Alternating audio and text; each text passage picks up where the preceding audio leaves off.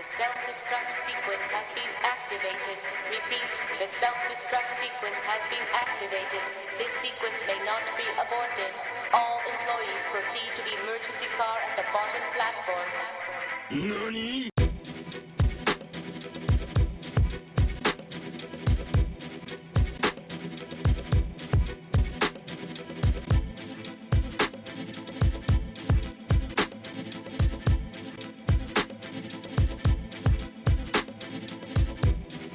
Upload it to the group, and then I take the audio separately and load it to SoundCloud or Heard Radio, all the podcasting stuff.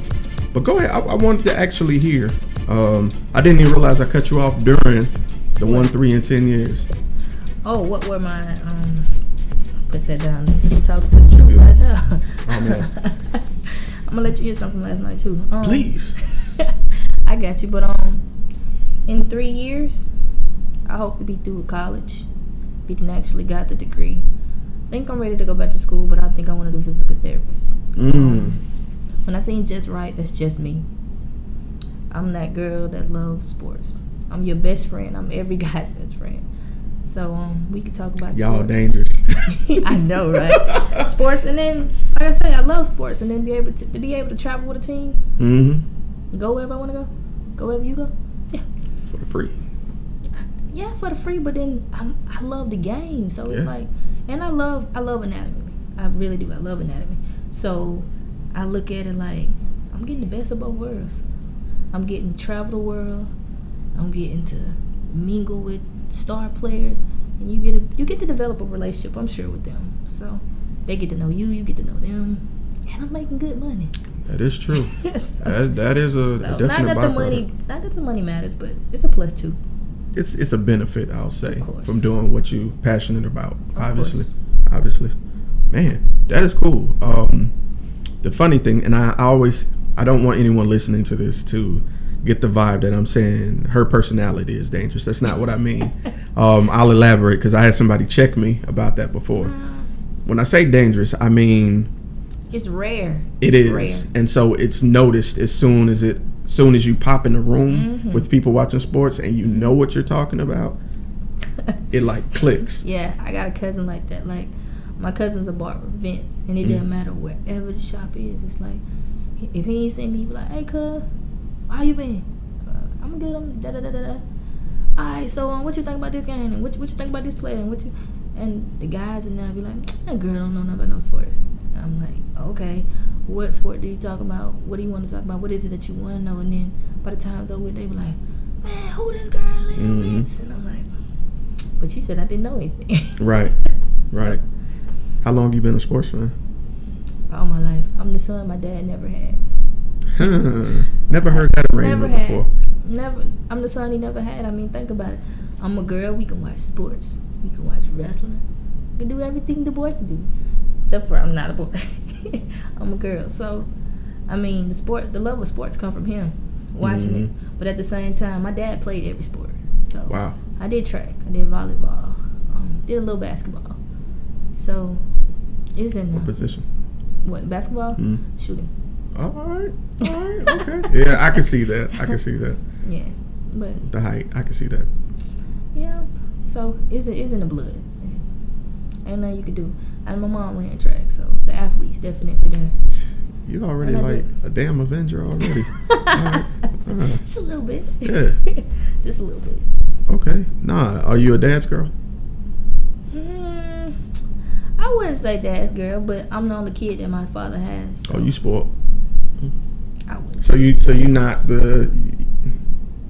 I don't think so. Me and my coworkers have this conversation all the time. Really?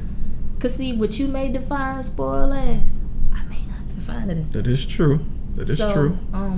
Was I blessed? Yes.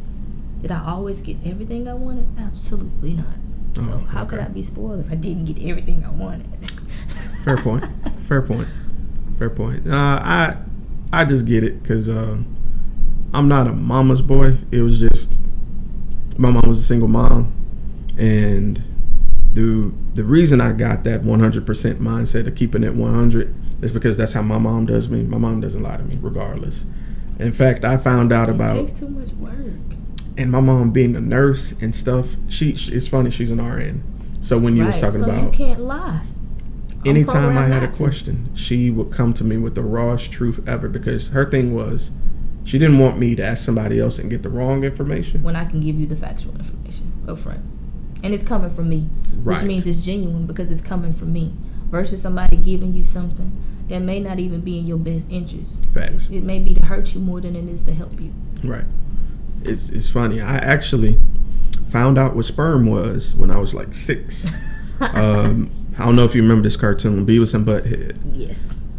I just thought it was a cartoon. I just turned on to it, and That what was on. man, and he said something about sperm, and I was like, Sperm.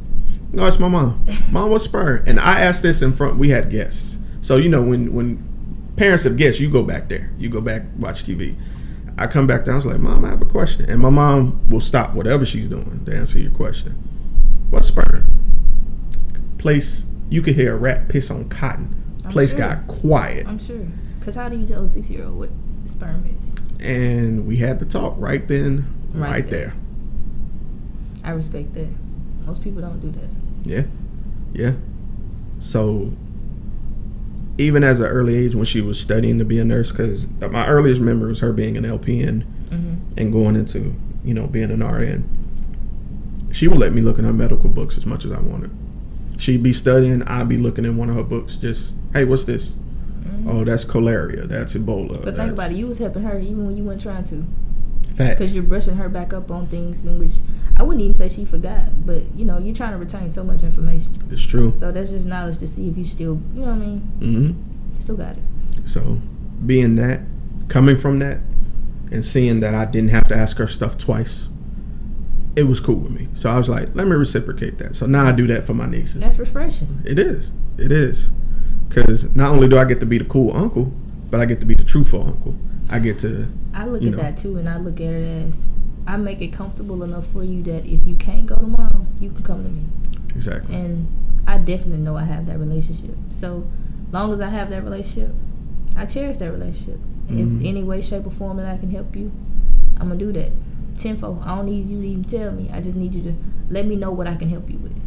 And I'm more than happy to help. All right. Hey. Yeah, because I definitely feel like we have that responsibility.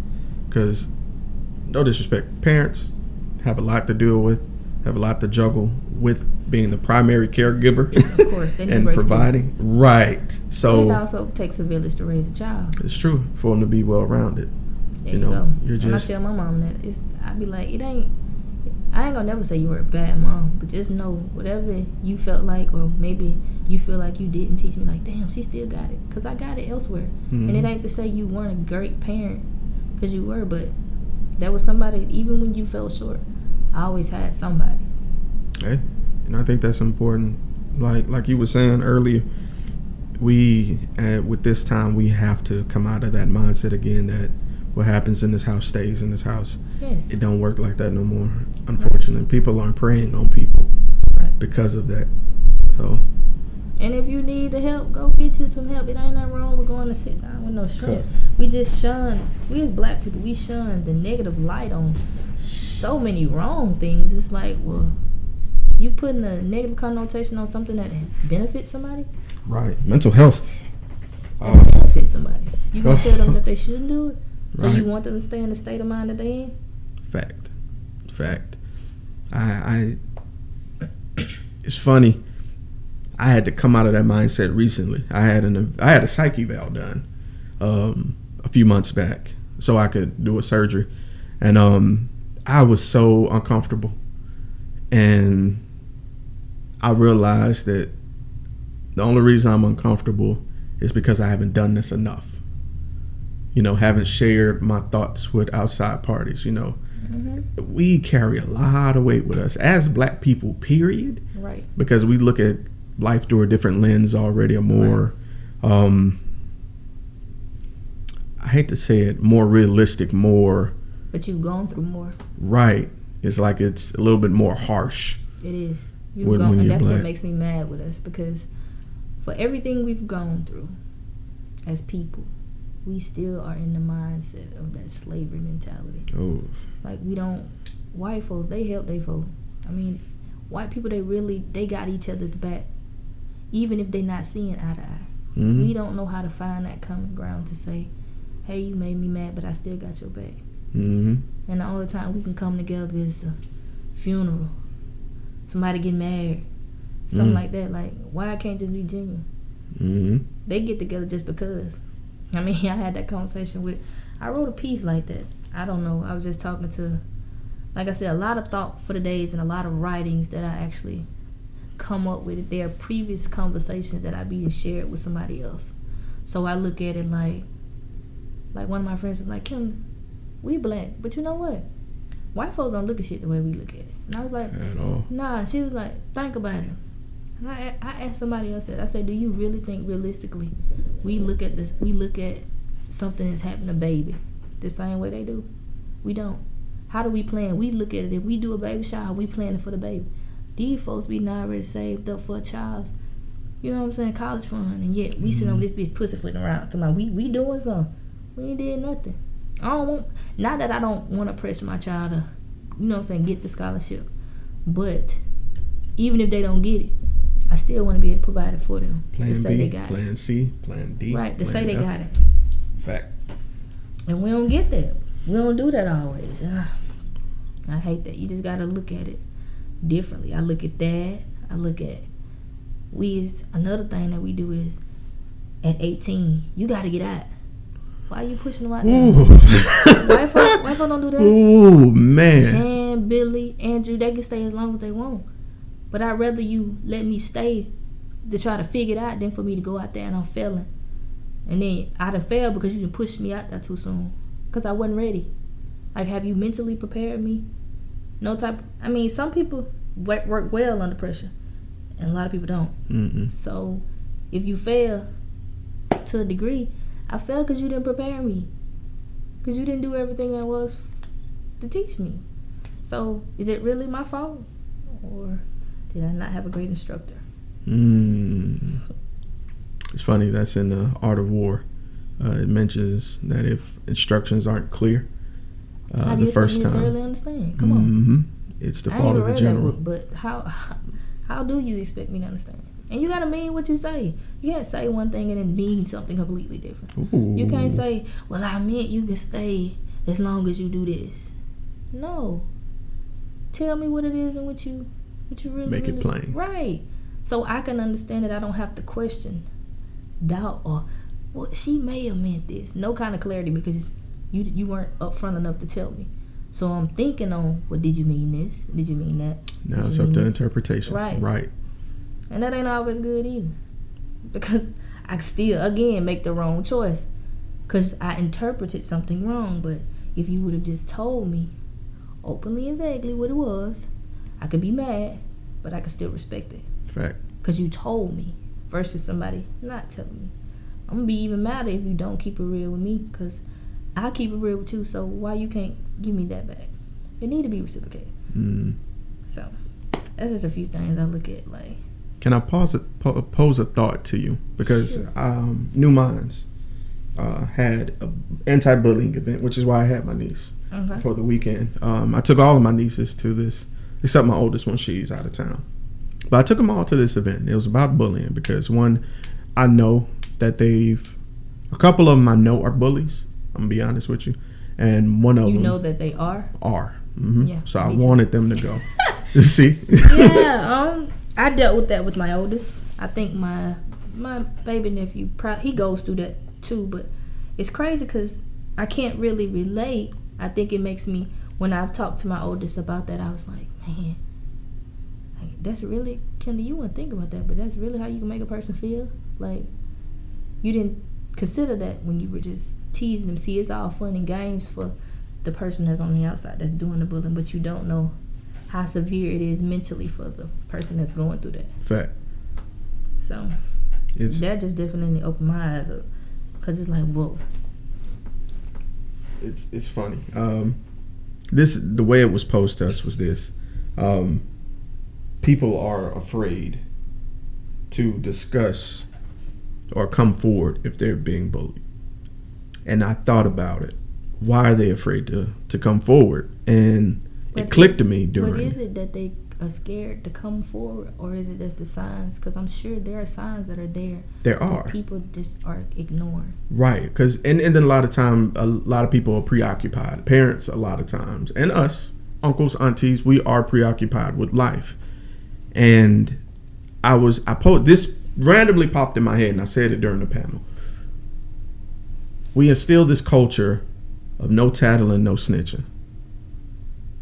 But at the same time, how can we... It's a contradiction. Exactly. How can we instill that, but expect them to go and tell someone that they're being bullied? We just told them not to snitch. That's we just like told telling them. a child, you can go out there and be all you want to be, but then you already have in your mindset of what you want them to be. So is it really what I want to be? Is it what you want me to be? Fact. Because you're living your life vicariously through me. Fact. I don't know. How do we conquer that? How is it the conversations now that we're having now with I definitely with folks? think so. I definitely think so. The younger, the better. Cause I'm not sure if you've seen the movie The Hate U Give. I didn't finish it. I read it and I saw it. I saw it before I read it. So when I was reading it, I'm hearing the child, the chick, the females, I can't call her name, who's going through all this stuff, and it's, to me, it's like, it makes you see how important it is to talk to your children. Mm-hmm. And keep them as up to date on what's going on around them as much as you can. Not that you can change nothing, but if I can inform you of what to expect, you can know how to maneuver around it. Mm-hmm. I ain't saying do like this. No, what I'm telling you how you can move around it.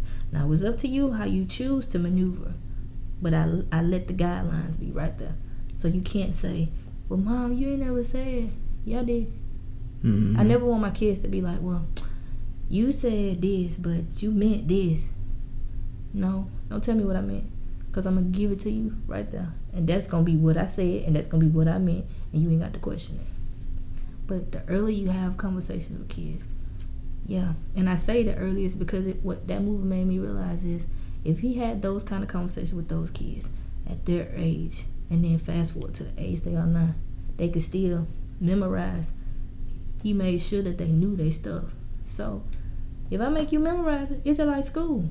Mm-hmm. You gonna retain it, and it may not make sense at, you know what I'm saying. But how I get real when you know what I'm saying, you're faced with it. So you gonna rise or you gonna fall. It's funny. I've faced with that a lot growing up. Like, especially as a boy, I was taught a lot of things. I didn't have my father in my life, so I gravitated to my uncles a lot. So they'd be together working on cars and stuff, and my mom be like, "Don't be in the house. Go see what they doing. Just go be around." I'm like, "Wow, it's hot out there. I don't wanna." It's like 1,100 degrees out there. Why I gotta stand there and look at the car? But as I grew up, it's certain stuff that I know now that a lot of kids don't know. Like, I saw, and I see this on Facebook all the time, but one time I was coming back from Huntsville. I went to Alabama A&M. Okay. So I would drive from Huntsville to Mobile. I saw a young lady changing a tire, but what made me stop was that she was about to jack up the tire before loosening the lug nuts. Mm-hmm. And I was like, no. Like, that's an accident. Hopped off the exit, came all the way back around, got behind her. Yeah, because that's an accident waiting to happen. Nigga sitting in the car.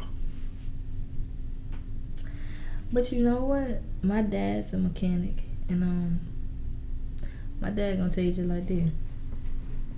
I want you to be in those kind of situations, Kenda.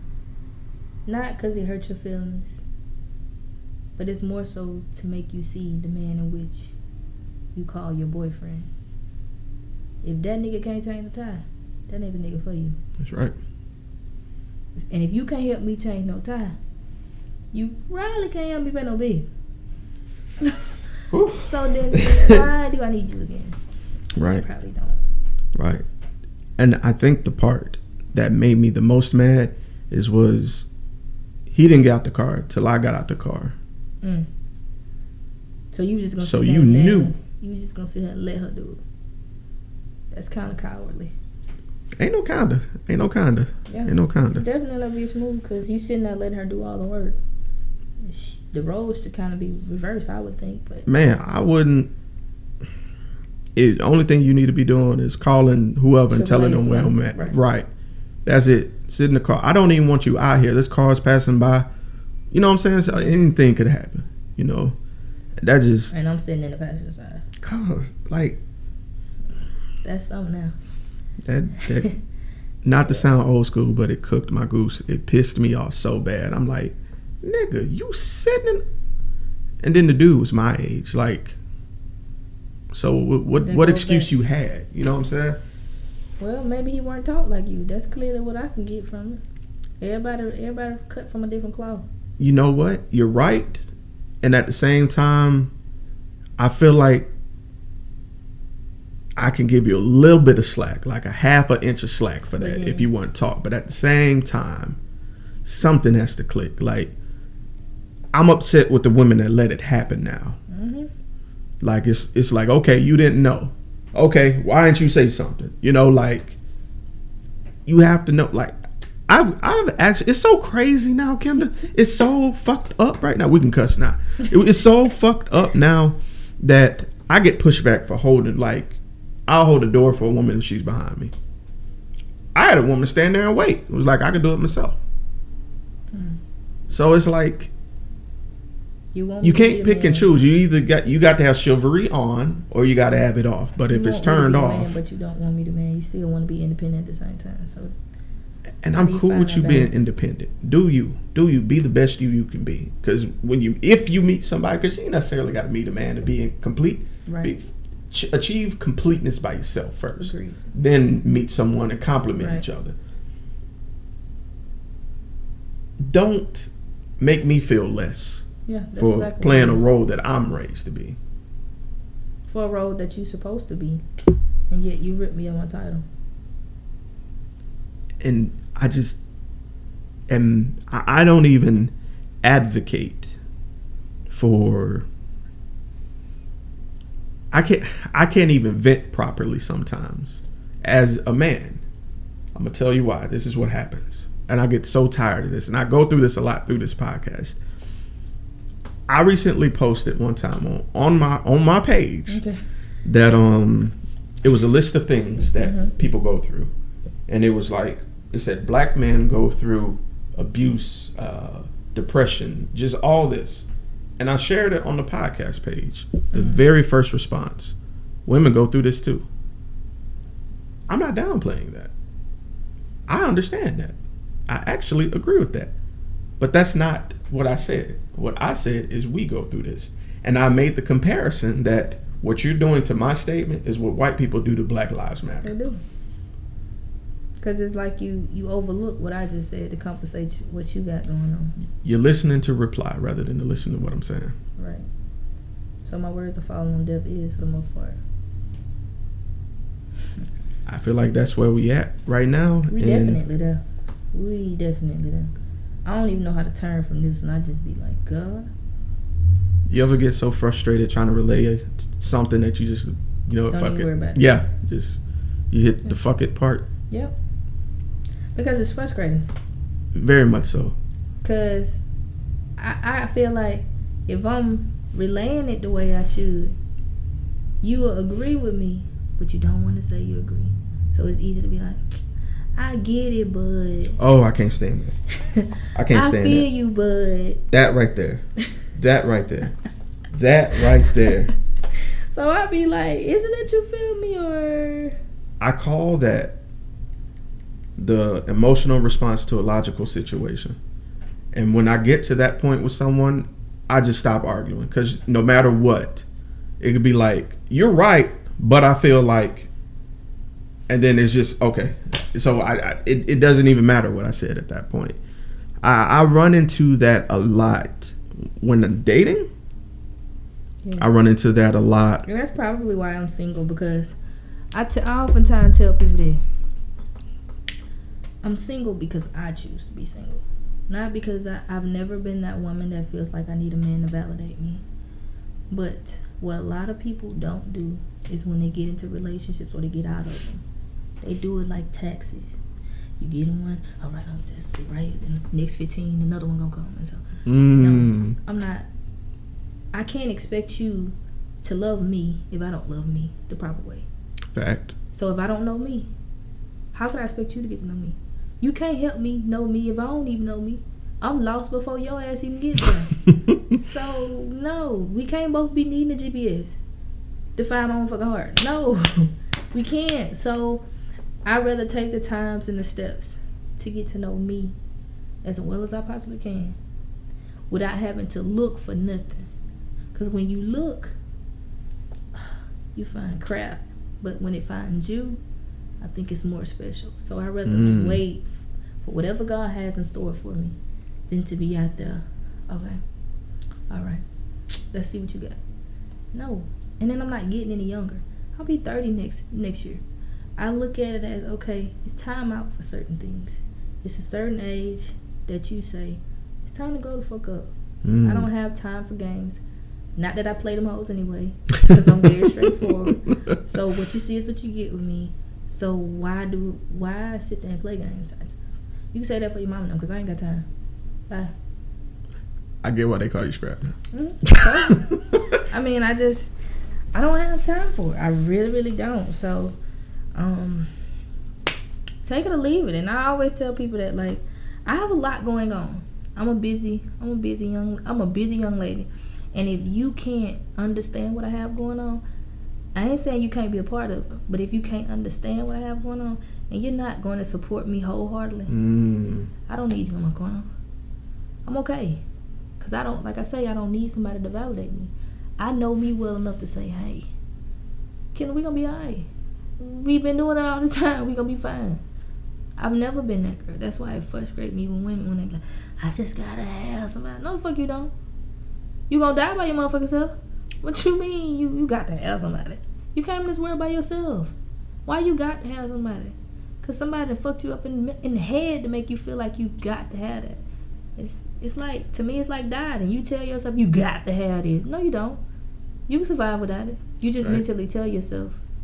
It's what you want. Right. We all want a lot of stuff. I want to be a millionaire. We won't. But what are we doing to get that want? Ooh. We ain't putting the work in, but we won't. We want all this, but we don't see what goes behind the curtains of what everything in which we want. So you gotta be careful with what you say you want. And then when you want what you want and then you get it, well, you don't know what to do with it. You don't appreciate it. Right. You devalue it. So, is that really what you wanted? Because you said you wanted it, and then you got it, and God bless you with it, and then you said, well, I don't know what to do with it, but that's what you wanted, right? So he blessed you with what you wanted, just to show you really didn't know what you wanted. So I have a theory about that. I'm gonna pose this to you. And I'm sorry if I'm keeping you. Oh, you I good? love these conversations. This is why I love podcasting. This right here is why. I posted the other day on Facebook. I was doing some deep meditating. I meditate now. Okay. Works wonders for you, boy. Keeps me cool. Keeps me, with all this going on, cops busting in, shooting niggas on their couch, eating ice cream, and getting 10 years. I've had to digress a lot. I was thinking about success, the idea of success. The idea of success is wholly dependent upon how happy you are. Right. What you perceive as happy. Right. If you're fine with your lights being on, enjoying life, having a couple dollars in your pocket to go out of town, maybe Pensacola, maybe New Orleans every now and again, you successful. You're doing what you do. You enjoying what you're doing. You're enjoying life. It has nothing to do with materials. Absolutely nothing. And the reason I came to that conclusion was this.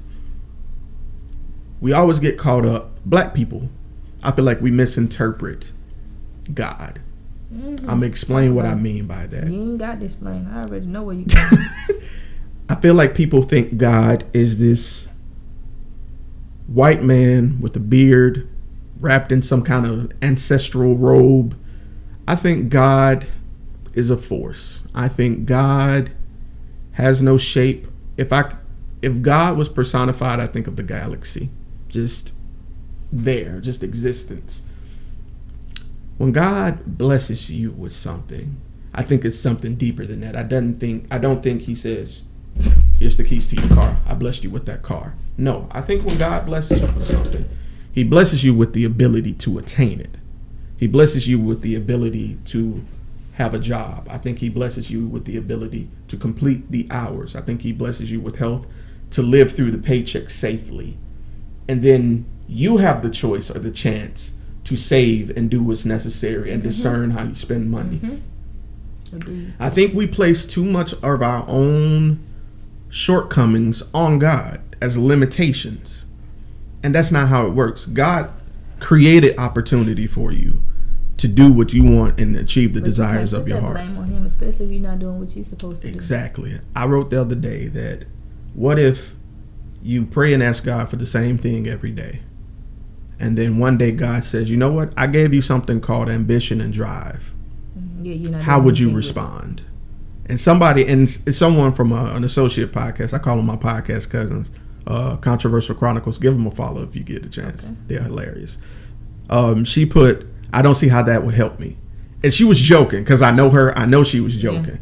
But there are a lot of people that see that and probably think she's being literal because that's how they would feel. Mm-hmm.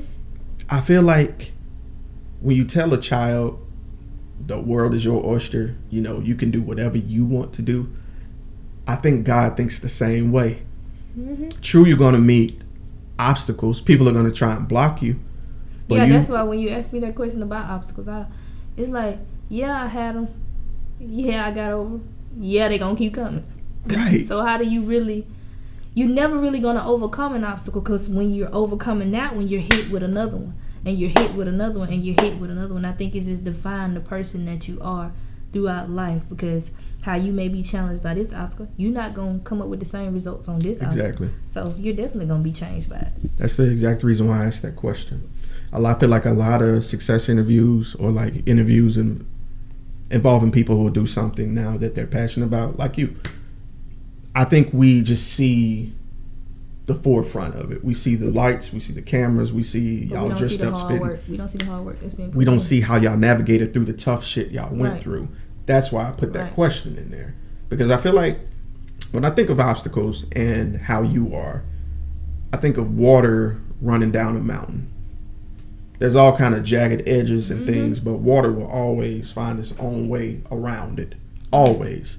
So that's how you have to be if you want to be successful. Now, if you don't want to be successful, that's on you. You can be complacent. Please, that's on you, but don't have the audacity to blame God on that. Don't be like, well, I'm just waiting on God to bless me with such and such. Nah, cuz, go and get it. Go and get it. That's how it is. I feel like he blessed you every day. Shit, he woke you up. He didn't have to do that. And you still, I don't know, that make me think like I say, we want what we want. But are we doing what we have to do? We want what we want, but we don't want what we want. We want what we want, but we don't want to work for it. We want what we want to a degree, but we don't want to put the work in for it. So, do you really want it? Because saying you want it, and then when the work come in, that's say otherwise. Right. So, it's funny to me. It's funny to me on levels because when you achieve it, right? Other people look at you and be like, oh, that's what's up, man. I'm proud of you. That's what's up. But in the back of your mind, you're like, yeah, man, y'all have no idea how much y'all had to endure with this shit. Like, man, if y'all only knew, I'm happy. It makes it, the accomplishments make what you went through. It just validated. But then at the same time, you can't tend to forget what you went through to get there. And I feel like a lot of successful people, they get caught up in that whirlwind of, oh, well, I went through this and I got it and I made it and that's it. Right. No. You got to tell them. No, it don't stop. It's like a relationship. You got to do what you got to do. Whatever you did together, you got to keep it. Right. And if you really, really want that, you're going to keep striving. So, how successful is successful? Is it a... That's a good question. I mean, because what you may consider as success, I may not consider that as success. Based on the level of ambition, like how much do you want? Right. And my shit is infinity because you never really go. I know that sound, because to some people that may sound greedy, but I don't look at it as that. I want to be as much. I feel like my hands in a lot of different things. Okay. So I don't want to be limited and told, well, you can't do this and this, and you can't do this and this. I'm doing it, and I'm doing just fine at it. So don't tell me what I can and can't do, because you can't. You ain't God. So with that being said, you can't define my success for me. Only I can. So like I say, how successful is successful? You may be successful with the $80,000, $75,000 job, but then you got some people that feel like they want to be higher than that, and they gonna keep trying to get higher than that. So how you define success and how someone else defines it, it's completely different. Success can go as far as you want it to go. Isn't that crazy? Yeah. And you can go as far as you want it to go. That's like, people think I'm a thinker. I just sit down and literally just think all day. And I get criticized for that because people really like, Kenda, you're because I look at certain situations. I tend to look at the good, the bad, the stuff that people don't want to look at. So to some of my friends, they be like, "You overthinking it." Nah, you ain't thinking about it enough. I'd rather be somebody that's overthinking something and be to look at all aspects of it as a whole than to only be looking at it from one side. Respect. So that made me an overthinker. It didn't do anything to me. Right. It only made me a better person. So, and I'm still growing into the individual that I want to be. Are there things and flaws that I have? Most definitely. I'm not perfect by far. But I want to be perfect in whatever I strive to do. I may not be perfect as a human, but everything that I touch my hands on, it's never going to be perfect, but I want to orchestrate it as damn near to perfection as I can get. Okay. So whatever I can do to do this, if my hand's on it, it's going to be, if I can get it structured the way I want it to go, long as I can. It ain't going to be perfect, but it's going to be damn near. All right, Queen Midas. I see. Nah, so I mean, the conversation that we have, that's why I looked at the questions, but I was like, I do this all the time. Not that I do it all the time, but I have these, when I say I do it all the time, I have these open dialect conversations with people all the time. And it's preferably my friends. So I just looked at it like, I'm just talking to one of my friends. I be me. I ain't got to worry about trying to impress anybody, because if you know me, you know how I am. And if you don't know me, you can get to know me. Like now. So, now. So, I mean, I'm pretty cool down there, but I ain't gonna take no shit off nobody. Respect. I won't. Nobody. I like that. Cause the number one thing I worry about. Oh, my bad. Yeah. Cause I can talk your head off, kid. Number one thing I worry about when recording. It's funny you brought this up. I always, like I told you, transition into the interview because people are nervous. Like, they're like, oh, it's my first time talking to them, and it's kind of awkward just to start with an interview because one, the uhs and you can kind of catch them off guard. Well, and that's something I didn't want to do. You don't want to be because like you say, you make them comfortable as possible. You want to make them comfortable, and I like to ask people questions that they're gonna challenge you, but at the same time, it gives me ideology of who you are. Right. So, to know what your thoughts is on this, or to know what your thoughts is on that. Like, I know you do this, but what are your thoughts on this? Just to pique your interest, just to let me know who I'm dealing with.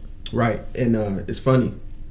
I used to. I usually ask the same questions over and over, and I'm glad you got out of that. I'm glad you got out of it, because I was looking at that too. I was like, man, his podcast, I said he asked. And granted, everybody's going to answer the questions differently. But strategically, you can't keep asking everybody the same. You're gonna eat, and like you did today, you just threw random questions out there. Like I said, I was just like, I'm just gonna be me, bro. I appreciate that. I'm glad you did. I'm glad you was receptive to it too, because I didn't want you to have like a format in mind and then where the hell is this coming from with this one?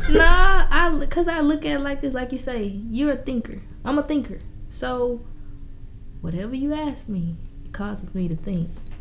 to some degree. I just have to answer the question to my best ability. There's no right, there's no wrong. Fact. So how hard could it be? I think the thing I mainly look for is I like to try to find that one story that make you jog a memory, that triggers an emotion. Yeah.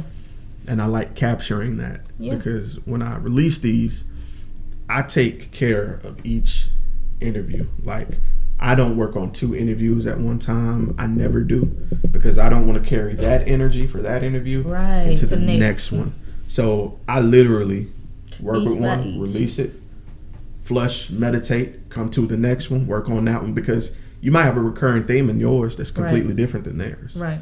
And I specialize in drawing that, and I feed off that emotion. It's like, right. I feel like as long as somebody willing to give you, like, when it comes to that interviewing thing, you got to give me some. I got to give you some. It's a give take thing.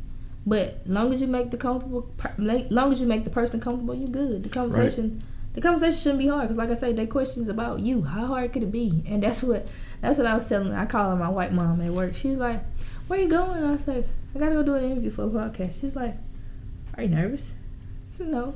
She said, "Why?" I said, "Because it's not like I'm studying for a test or anything. Like, I'm my own test.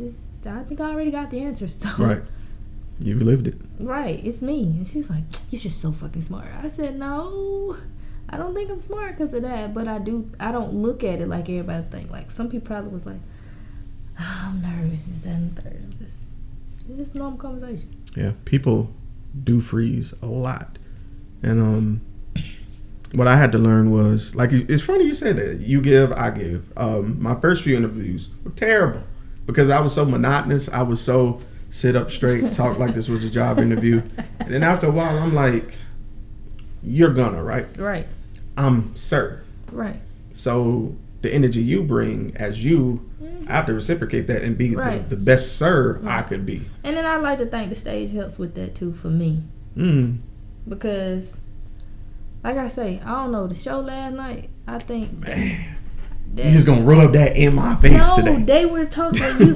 When I looked at my phone, everybody was like, "Kenda, like, you kicked ass last night." And I think that was, I want to say that's one of my favorite shows, but I don't want to say that's you got my a piece of it? Let me hear. Oh, you want? No, I'll give you a piece. You want me to give you something from last night? Yeah, shit. Okay, let's do it. Okay, Young Gunner is what they call me, but it's always more than what the eye tends to meet. I know that when you see these glasses, you may think I'm some type of geek, but in actuality, I possess an inner freak. You see, I'm classless in between these sheets. I'll take you places that hell you didn't even know you could reach. Better yet, I want to take you on an adventure. I want to have you, and you dicks up at an attention. You see, I want to take you as high as you're willing to go. I want to have your orgasms multiplying. I want your face in between my thighs. I want your lips and your hands all over my behind shit. I want everything and more. Everything you don't think you could give. Because y'all gonna be in vogue, but I promise to give you something that you could feel. And this is an erotic show, so I gotta keep it all the way real. So shh, I need all lips sealed. Okay. I so badly want to write a love poem, but that's not going to get your attention. And I need you to know just how serious this really is. Nigga, I will suck you dehydrated. I want your pores to open and close so that these pussy juices will exfoliate your skin. I want to go down on you and do things with my mouth that'll have you waking up in another time zone. You see, this is serious. I just want you to know a few things before entering the bedroom. I'm number one, and anyone else before me was just foreplay. Tell your knees to keep FEMA on speed dial, because once you feel this moisture, this wetness, you're bound to flash flood my throat, overspill on my face, and then sit down for the next couple of days. You see, help will not come for you. Then I want you to call your counselor, because the way my mouth, throat, and tongue are synced with direction, it would have you questioning life and what to do about your current situation. You see, you will experience intense REM, rapid ejaculatory moments. Then and only then do I want you to call your pastor, because once these lips are on you, your soul will leave your chest. And I just want to make sure it has a comfortable place to rest. I want you to know that when you enter, I will be wet in the 8 gallons of your Windex, so that your stroke will leave no streaks. May the fruits of our labor consist of sweet pineapples. I can make you bust, and it'll feel like Mandela's first freedom step. Ooh. Let it flow. Call me your Mac Cafe. Let's brew our own coffee. My mouth being a cup full of latte, your cream on top. You see, shit, Starbucks ain't got nothing on us. That's it. Hey. Shit. Ain't no All right, girl. not the last. Hey. All right. God damn. All right. Yeah. You know, shit. Damn. Shit, I need a black. Oh, man, you stupid. Lord have mercy. That was dope. Man. Yeah, that was dope. What time did everything stop? Because I think what y'all started at 8? Or? We started a little later. I want to say right at 9. Let people go maybe 8:45ish. Okay. And let people go probably roughly by right at 10:45, 11. Oh man, it's not bad at all. So nice little vibe. Nice. Damn. Nice vibe. Yo, I hate I missed it, man. Music with it. That makes it better. Right. It gives you that vibe. So I don't know. It was a good show last night. Like I say, they made me feel good. Last night was a special show, I would say, though, because I had a lot of people there. Crazy, because family came. You got cousins that never heard me. And then they do that what you just did. And I rewind about so many times off just that first piece. So then you got family.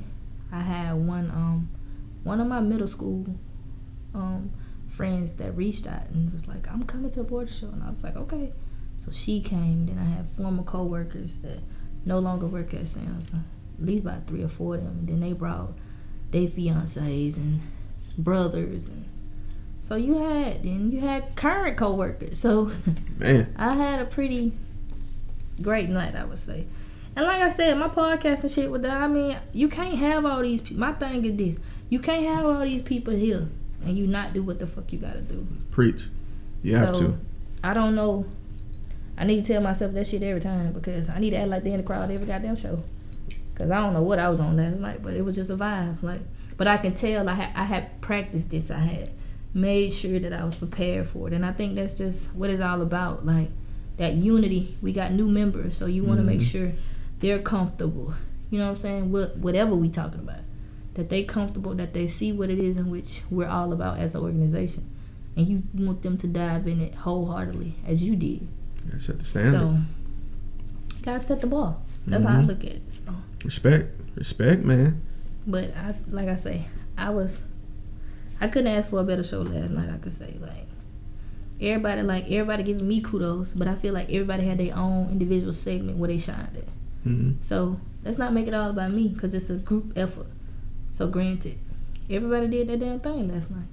That's how I look at it. I mean, I feel like I almost orchestrated this shit because I did. Like, I got the band, I picked models. I decorated. Wait, models? I had one of my friends as a female model, and then I was looking for guys. And Andre, who usually takes the pictures, he gave me names, and so I just hit the guys up, and I got one response that I was like, "Oh, I can't, gotta get it," and he did it. So he came through. I decorated the building, so I mean, I kind of had my hands all over this, so it was fun. It definitely was fun. It's funny. It's kind of funny. I think when you have so much to do with the show and you're just satisfied with the overall result of it just being a success as a whole, I think that shows what kind of person you are overall. Yeah, but I mean, could it have been greater? Yes. I mean, I look at it like this. We're going to have a conference call. I mean, what happens is what happened. You always, my thing is every year you want to go up a notch. So, let's crank it up. And I mean, we've been on hiatus, so I'm like, it's time to peek back. Y'all damn sure did the thing. Like every time I come to see y'all, I'm always left like, shit, man. Like, Well, that's a good thing. I mean, I feel like I say, I'm still learning this group, and I'm still trying to place my foot around here, if that makes sense. Cause that may sound crazy, but I know alone Salome, K Marie, PJ, Hiram, Queen, Lendrick, Zendora, Ebony. I say I'm trying to place my feet because I'm still trying to figure out who Gunna is. So I'm still trying to get Gunna. And granted, all those people I named have something that I could use as far as making Gunna greater. Mm-hmm. Every last one of those people. And whatever they can help to enhance her, that's even better. And whatever I can enhance in them, that's even better. So that's how I look at it when I say I'm steady trying to place my feet, because I'm around some talented motherfuckers. And I refuse to fold because I'm around some talented motherfuckers that can only make me stronger. And I think last night is like, oh, okay, this is what it could potentially be. That's all that is. Mm. So that's what I mean when I say I'm trying to place my feet, because you're around some dope poets, and it forces you to push that pen.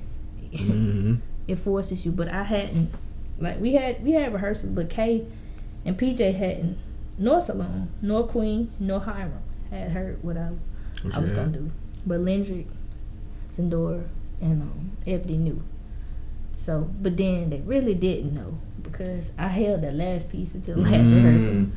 So I just was trying to figure it out and touch on it. The crazy thing is I didn't even do everything I had in my bag of tricks. What? No. Can we talk about it? Sure. I had a track that I had called Make Love. So I wanted to do that track, but the individual that I had on the track was going to be out of town. So I had to push back. Shoot. And I was like, it's cool. Because then you save that for another time. But it's so many ideas running through my mind just based off this show. And this show right here, to me, it's like, okay, that solidified what you could potentially be in Black on Black round for Mobile. Like, Power Lines, I can't take nothing from those poets. They're great poets too. But we better. And there's no disrespect. And we may not be better in Mobile, but this chain that I wear, this shirt that I wear, we've been around 20 plus years. I don't know how long they've been around, but 20 plus, that speaks volume to me. And some of the best are the best. I mean, your Sonnies, all them people, Sonny, Shakespeare, Ebony, it's just the name of few. They all have been affiliates of this organization. So, you know, with the potential that I'm around, like I say, no disrespect to them. They do their damn thing. But how they structure their shows and people come out and it be packed, that's what I want. Right. Period. Every show. Not just some shows. Every show. So my thing is, the level of success we got tonight, how do we get that on a consistent basis? I like that. How do we get that on a consistency? And there's nothing wrong. No, it's definitely not nothing wrong, I think. But when I look at Power Lines, it's everything is structured strategically. Whether it's, I'm going to put a video out, structured the right way. Community work, they tell you what they're doing. Sure. Structure.